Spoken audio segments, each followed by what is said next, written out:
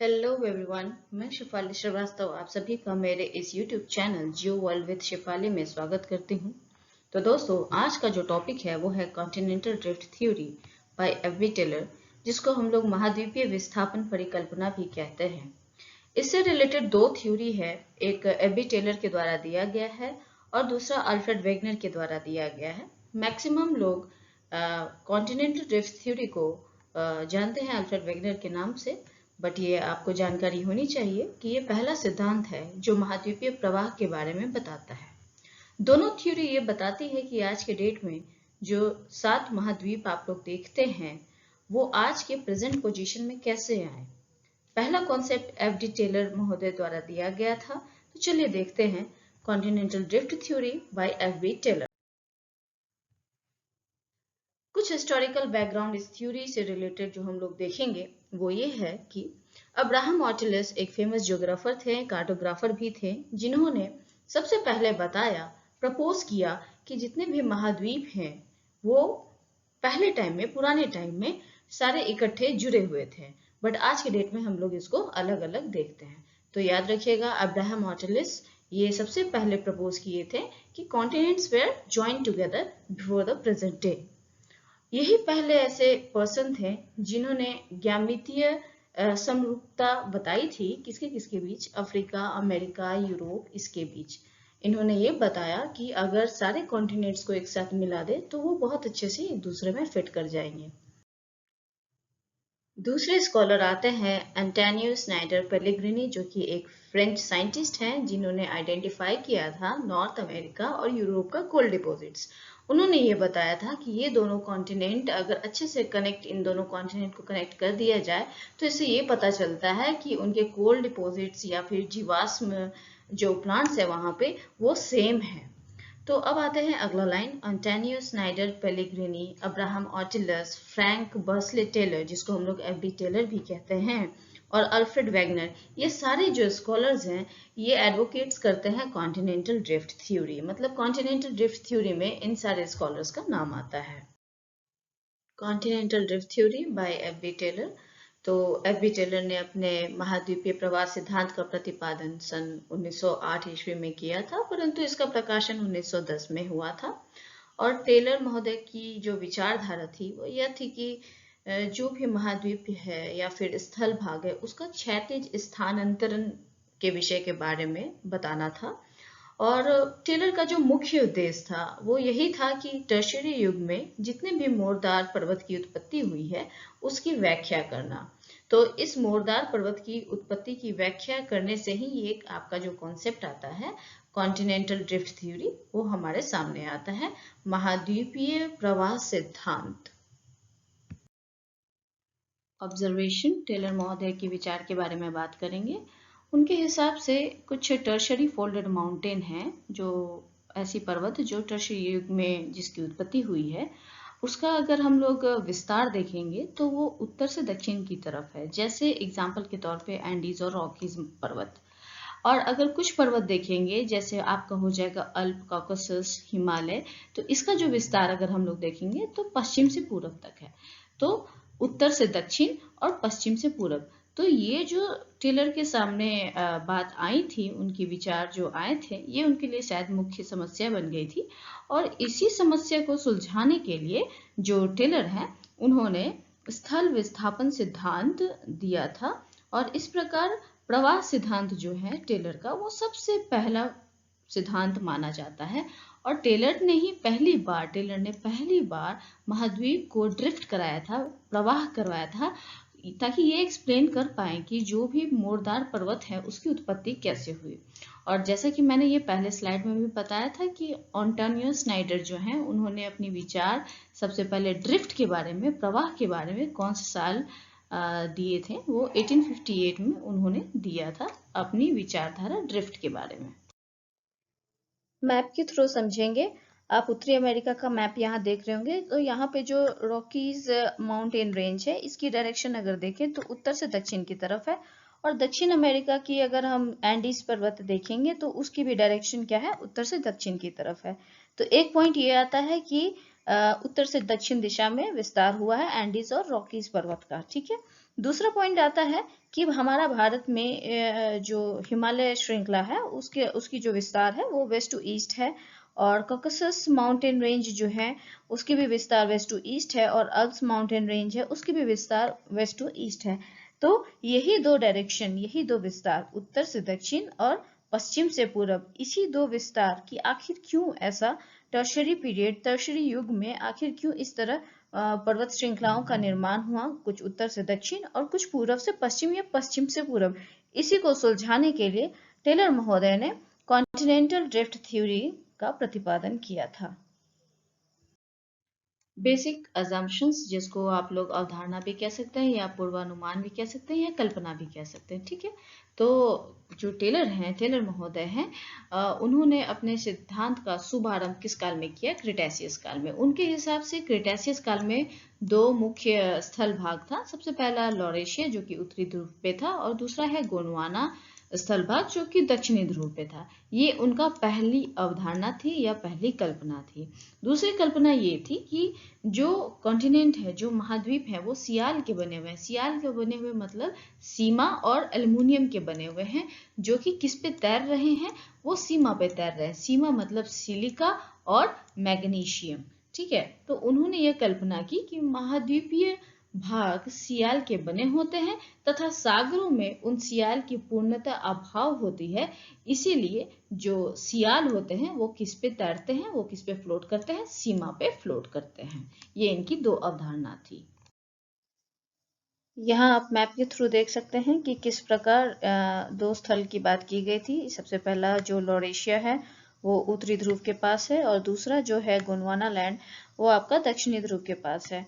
और यहाँ जो रिमेनिंग है, जो ओशंस आप देख रहे हैं, उसको पैंथलासा कहा गया है।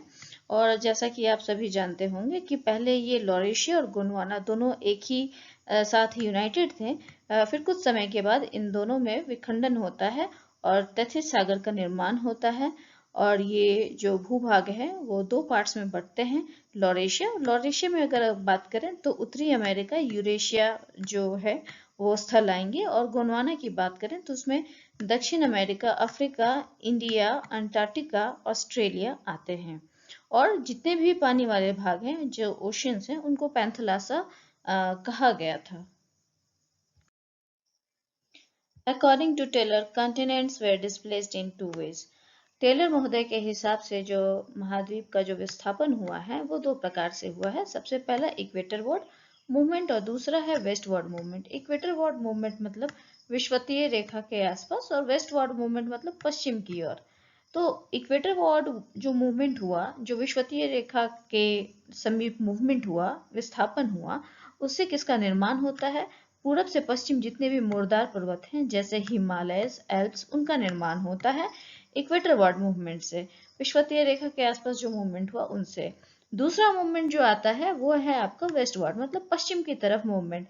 जितने भी कॉन्टिनेंट्स हैं, कॉन्टिनेंट्स जैसे मान लीजिए उत्तरी अमेरिका और दक्षिण अमेरिका, इनका विस्थापन वेस्ट की तरफ हुआ है, और इसका मुख्य कारण क्या था? Westward movement. तो टेलर के हिसाब से जो विस्थापन हुआ है वो दो प्रकार से हुआ है, एक इक्वेटरवर्ड की तरफ, इक्वेटर विषुवतीय रेखा की तरफ, और दूसरा जो है वेस्टवर्ड मूवमेंट मतलब पश्चिम की तरफ। Main driving force for both types of movement was tidal force of the moon. अब जो बात करते हैं कि मुख्य जो स्थल जो प्रवाह हुआ है उसका मुख्य कारण क्या है, तो उसका मुख्य कारण आता है चंद्रमा की ज्वारीय बल। टेलर के हिसाब से चंद्रमा के ज्वारीय बल के कारण ही ये दो तरह के विस्थापन हुए हैं। सबसे पहला जो इक्वेटरवर्ड मैंने बताया, और दूसरा जो है वेस्टवर्ड मूवमेंट। टेलर के हिसाब से क्रिटेशियस युग में जब चंद्रमा की उत्पत्ति हुई होगी तो उस समय यह पृथ्वी के अधिक निकट रही होगी। इसी कारण चंद्रमा का ज्वारीय बल पृथ्वी पर अधिक रहा होगा, और इस शक्ति के कारण पृथ्वी के परिभ्रमण में काफी वृद्धि हुई होगी। ज्वार शक्ति के कारण स्थल भागों का ध्रुव की ओर से प्रवाह होने लगा होगा। तो इसलिए टेलर ने बताया कि जो मेन फोर्स था इस विस्थापन का वो था ज्वारीय बल, चंद्रमा की ज्वारीय बल। हाइपोथेसिस, परिकल्पना। तो पहला पॉइंट देखते हैं। लॉरेशिया का जो स्थल भाग था वो अधिक टाइडल फोर्स के कारण, अधिक ज्वारीय बल के कारण जो है वो नॉर्थ पोल से मूवमेंट उसका शुरू होता है। किसकी तरफ? इक्वेटर की तरफ, मतलब उत्तरी ध्रुव से विषुवतीय रेखा की ओर जो लॉरेशिया का भाग है, स्थल भाग है, वो प्रवाहित होने लगता है। और फिर धीरे धीरे क्या होता है कि जो लैंड मास होता है लॉरेशिया का, उसमें खिंचाव पैदा होने लगता है, जिसके साथ साथ क्या होता है, स्ट्रेचिंग होने लगती है उस लैंड मास में, स्प्लिटिंग होने लगती है, रैप्चर्स होने लगते हैं, और फिर इतने स्प्लिटर्स स्ट्रेचिंग होते हैं कि अंत में किसका निर्माण होता है? बैफिन बे का, लैब्राडोर सी का, डेविस स्ट्रेट का। तो स्थल भागों के खिंचाव से क्या होने लगता है? विभाजन होने लगता है स्थल भाग का, और बैफिन बे, लैब्राडोर सी, डेविस स्ट्रेट का निर्माण होता है। तो यहाँ पे आप देख सकते हैं इस मैप में कि लैब्राडोर सी, डेविस स्ट्रेट और बैफिन बे का किस प्रकार निर्माण होता है। ठीक उसी प्रकार गोंडवाना लैंड का जो प्रवाह होता है वो दक्षिणी ध्रुव से विषुवतीय रेखा की ओर होता है, और कई भागों में ये जो गोंडवाना लैंड है वो टूट जाता है, जिसके कारण ग्रेट ऑस्ट्रेलियन बाइट का निर्माण होता है, और अंटार्कटिका महाद्वीप के चारों तरफ किसका निर्माण होता है? रोज सागर का निर्माण होता है। यहाँ पे आप रोज सी और ग्रेट ऑस्ट्रेलियन बाइट भी देख सकते हैं। और ग्रीनलैंड और साइबेरिया के बीच जो आर्कटिक बेसिन का निर्माण कैसे होता है? वो तब होता है जब ये जो लॉरेशिया का जो भूभाग है, लॉरेशिया का जो स्थल भाग है, वो विषुवतीय रेखा की तरफ प्रवाह होने लगता है, तब जाके आर्कटिक बेसिन का निर्माण होने लगता है। क्रिटिसिज्म की बात करेंगे, ये थ्योरी का अंतिम पड़ाव, जिसको आप लोग आलोचना भी कह सकते हैं। तो पहला पॉइंट ये है कि टेलर का जो मेन एम था या एजेंडा था, वो ये समझाना था कि टर्शरी काल में जो पर्वतों की उत्पत्ति हुई है उसका व्याख्या करना था। तो इस उत्पत्ति के कारण उन्होंने महाद्वीप को बहुत बड़े पैमाने में विस्थापन करा दिया, जो कहीं से भी सही नहीं लगता है। तो ये इनका पहला क्रिटिसिज्म था। दूसरा आलोचना थी, दूसरी जो आलोचना है वो ये है कि जो टाइडल फोर्स, जो ज्वारीय बल उन्होंने यूज किया था, मतलब विस्थापन करने के लिए जो ज्वारीय बल का उन्होंने प्रयोग किया था, वो इतना ज्यादा था क्रिटेशियस काल में कि वो कम से कम थाउजेंड्स किलोमीटर, मतलब टेलर ने हजारों किलोमीटर तक प्रवाह करा दिया था। ये भी कहीं से भी सुटेबल नहीं लगता है। तो ये इनके दूसरे नंबर पे आलोचना में आती है। तीसरा जो आलोचना है वो ये है कि islands are not the remnant of the continents rather than they are made of volcano. जो द्वीप थे वो महाद्वीप के अवशेष नहीं थे, बल्कि ज्वालामुखी से वो द्वीप जो है वो बने हुए थे।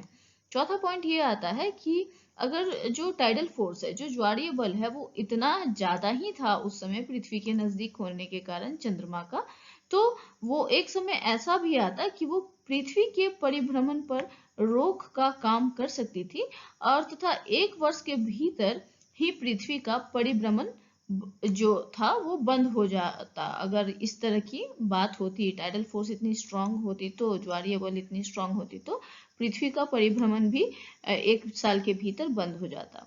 अगला पॉइंट है कि जो टेलर हैं उन्होंने माउंटेन की उत्पत्ति, जो टर्शियरी पीरियड की जो माउंटेन की उत्पत्ति की बात तो की है, बट उसके पहले कि जितने भी माउंटेन्स बनी हैं उसकी उत्पत्ति के बारे में उन्होंने बात नहीं की है। तो ये कुछ पॉइंट्स आते हैं उनकी आलोचना में। एफ.बी. टेलर की आलोचनाओं के बाद आर्थर होम्स का ये मानना था कि न तो कोई ज्वारीय शक्ति, ना ही कोई बाहरी शक्ति ही महाद्वीपों में प्रवाह ला सकती है तथा पर्वत के निर्माण में सहायता कर सकती है। यह जो शक्ति है यह पृथ्वी के भीतर से भी आनी चाहिए। तो ऑल्दो ये जो कॉन्सेप्ट था एफ.बी. टेलर का, वो एक्सेप्टेबल नहीं हो रहा था, क्योंकि इनकी आलोचनाएं भी हुई थी। और बट अगर बात करें इस थ्योरी की, तो ये जो थ्योरी है बहुत सारे आने वाली जो फर्दर फ्यूचर जो थ्योरी थी, जैसे प्लेट टेक्टोनिक, अल्फ्रेड वेगनर की कॉन्टिनेंटल ड्रिफ्ट थ्योरी, तो उन सबों के लिए ये थ्योरी आधार बन गई। और इस प्रकार हम लोग इस चैप्टर के इस पार्ट के एंड में आते हैं। तो उम्मीद करते हैं कि आपको मेरा ये जो लेक्चर है वो समझ में आया होगा। और अगर आपको मेरा ये लेक्चर समझ में आया है तो प्लीज़ इसे लाइक करें, शेयर करें और सब्सक्राइब करें। और मिलते हैं अगले क्लास में। तब तक के लिए thank you. Stay safe, stay healthy.